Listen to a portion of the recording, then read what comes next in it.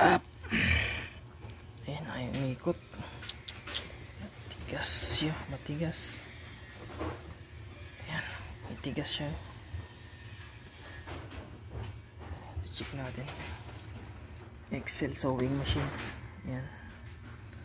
Galing pa yata ito ng ibang bansa. Yung kasing isang makina ko, Singer.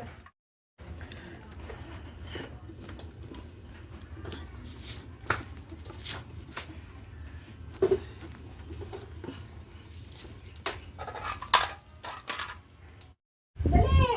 Oh, diba? Nasunod.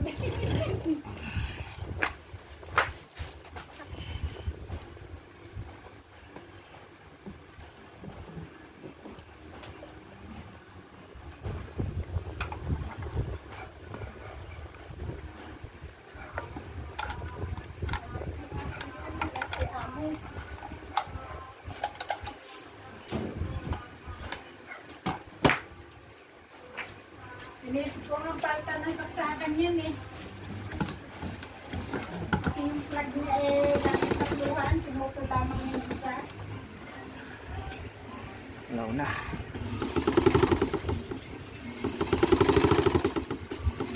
Ang mga bobina nito, Nay. Ha? Bobina po. Hindi. Oh, yung laman po nito, Nay. Yung laman pa.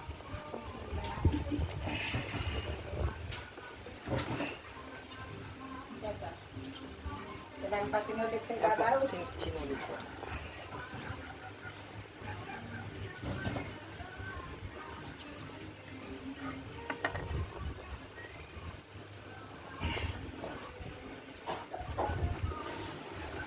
Dito ako nag-ground paghipo ko.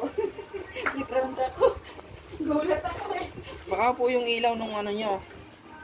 Hindi, kasi hindi. Ga-antes eh, ganyan na yan eh. Ganyan na antes yung wire noon. Kaya na nagulat ako, baka ako nakaka-ground. Eh mga ilang buwan ko na rin siya nagagamit eh. Yun lang sang araw nangyari yun. Ginawa ko nga nung sang araw, nilagyan ko ng langis ng ano talaga. Kasi may langis ako ng makina. Yung mga butas-butas, nilagyan ko ng langis.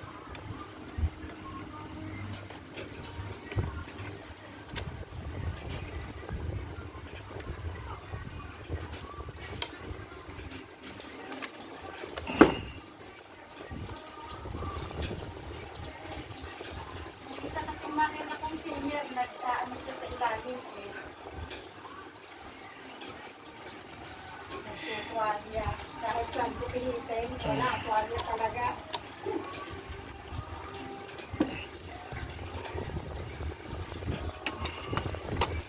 Saan nyo na kita yung account ko, Nay? Binigay sa akin ni ano, Lilita. Yung taga dyan po sa ano. Oo.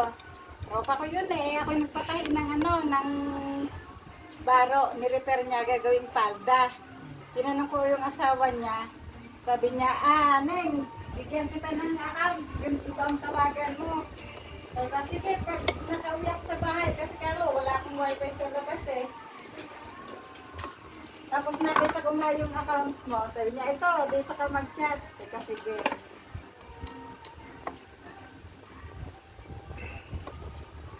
May iporitaso, Nay. Malumana, yung isa kasi, ang lakas talaga ng lagapak eh. Singer pa naman siya.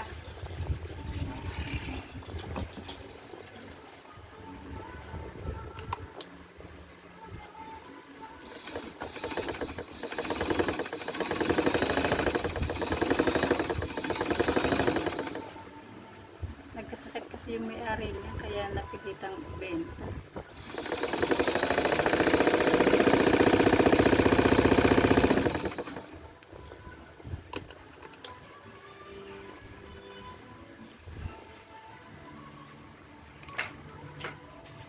Hindi na siya nakaka-ground. Takot ako sa kuryente.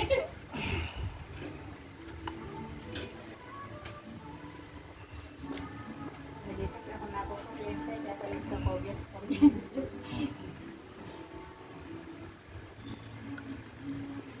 Saan mo ba kayo na pwestong mananahi, Nay? Pag ano? Dito.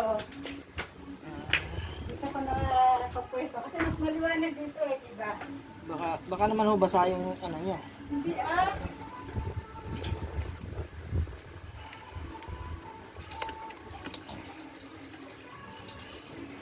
Pero ilang buwan po itong na-stock na eh? Siguro nasa loob na yan na isang buwan, mahigit.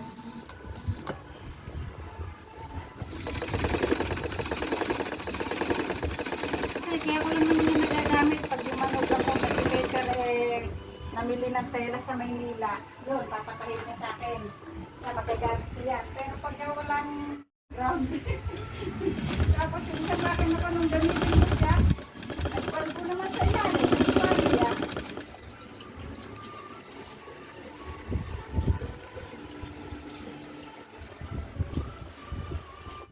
Marami na kasi ako nakapasok dito, hindi niya nga natahulan eh.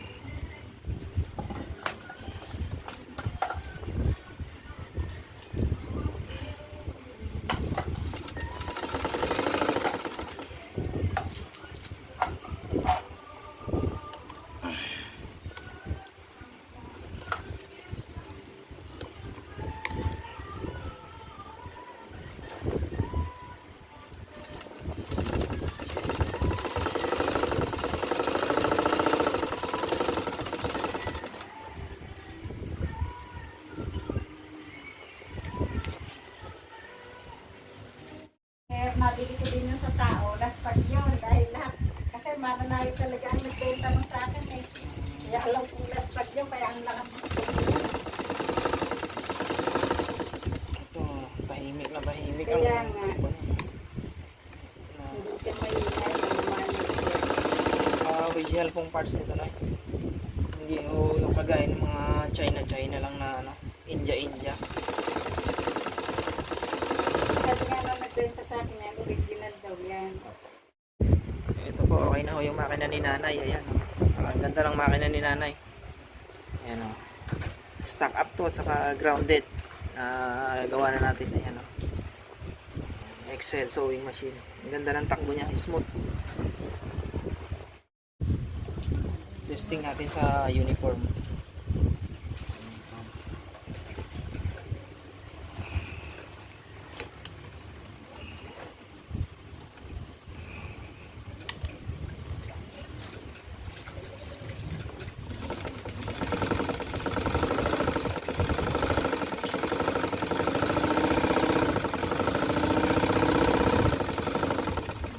Ganda, sipan. Smooth. Dating niya. Smooth ang takbo niya na.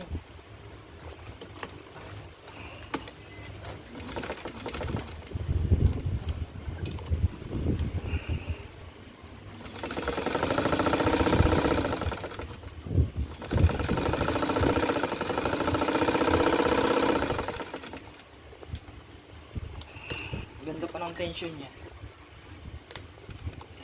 Balance na balance ang tension. Kaya nga.